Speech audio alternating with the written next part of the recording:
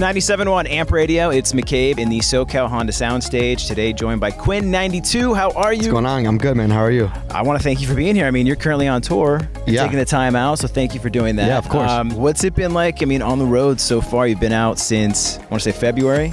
Sold out shows? Yeah. It's crazy, man. It's just, every time I go into a show, I don't have this feeling of oh, what's it going to be like? Because everything's sold out. So I already know I'm walking into a very friendly, positive environment with my fans there, and they hopefully know the words, and they're very loving and just supportive, and I don't know, it just makes things so much easier, and it just makes it more like a party atmosphere. I get to dance around and and just enjoy myself, One thing, I think I saw a tweet, you said if you don't, the shows are sold out. If you don't have tickets, DM us. We'll get you in, but if you already have a ticket, don't DM us. But I mean, you guys really are doing that? Yeah. I mean, that's just really cool to your fans. So we'll respond to a lot of our fans and just be like, yo, if you don't, and if they tweet us oh, I'm so sorry I didn't get a ticket, any way you can help us out, we'll sift through some of the messages and be like, yeah, we'll pick you, what do you want? Give you a +1 and help them out. Cause that was me, when I was growing up, I would DM my favorite artist and be like, dude, I'm so sorry, can I get a ticket? So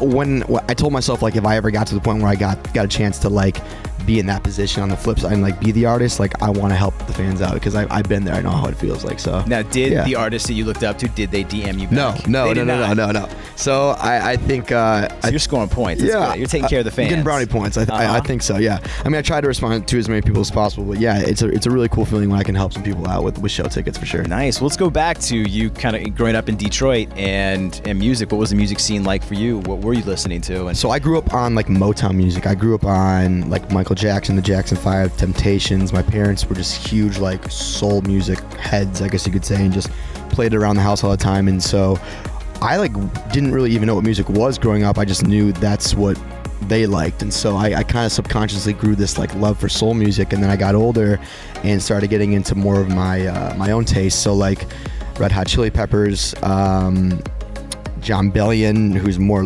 obviously newer. Who else? There's Third Eye Blind, Jack Johnson.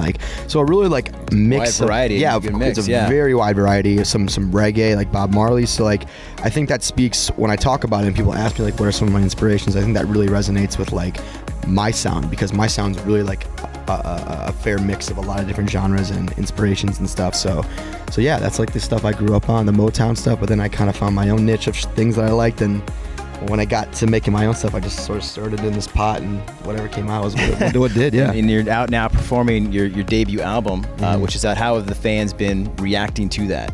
Amazing. When you see that. Yeah, amazing. I mean, the fan base we have is just I call it just a community. It's it's just really good people who are music goers who really just want to see me succeed, and they're just good kids. I mean, I shouldn't even call them kids, 18 to 25-year-olds, or I don't know what the exact demographic is, but yeah, just good people, and the shows have been amazing, and they've responded to the album so well. This is actually part 2 of the album's tour. So we went on the road in the fall, which was the initial tour for the album, and that thing sold out, and they were so aggressive and wanted me back on the road that we were we have to just do a part 2. And I saw artists doing that, John Bellion, for example. He did that. I think he did 3 tours actually, which is crazy, but I was just so blown away by that. And then I realized I was kind of doing the same thing not too long ago. I was wow, that's pretty crazy. So I mean, just to see fans, new fans discovering it, and just seeing so much life that's still left in the project is really humbling, and it translates to the shows. If you see it, people are just so into the lyrics and the music, and yeah, even the deep cuts that we have in the project, everyone knows the words too. So it's crazy. It makes my job easier. There might be a part 3. You might just have to do a part 3 There tour. might be a part 3. I don't know. We'll see what happens, but I'm enjoying the part 2. It's really cool.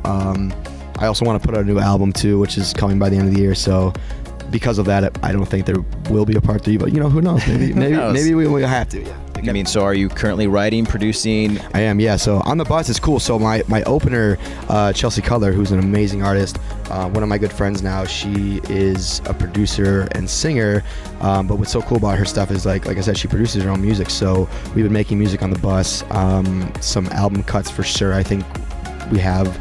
And yeah, just writing little things here and there, just trying to keep my brain as active and creative as possible, because you can get so easily sucked into, just hanging on the bus, driving through the middle of nowhere and not doing anything. So I learned that on my last tour when I was just on the bus and kind of wasted a lot of time. So coming back on the road this time around, I wanted to make sure that I kept myself active and always just sort of like, you know, kept the creative process going in my direction. So yeah, we're already working on the album on the bus, which is amazing. And then once the tour's done, we got like 3 months of just like, you know, grinding it out and actually making this thing. So, but no, fans can expect that by the end of the year, and I'm super pumped to just put more content out, you know, just keep fans happy. Yeah. You're also on like the festival circuit. You're doing Lollapalooza. Yeah, I just got Lollapalooza. What? I know, man, it's crazy. Man. From Michigan, so that's a huge one for me. Like, I went to that like 3 years in a row growing up, like in high school, and just I can remember telling myself like that would be so crazy to play that one day. And I don't think until I actually play it that day, I'm gonna like probably it's all gonna sink in. I'll probably have some tears of happiness. Yes, but bring mom and dad. Yeah, out there, the whole crew for sure. The whole crew's coming. Yeah, it's amazing though, man. Really, it is. And it's super humbling to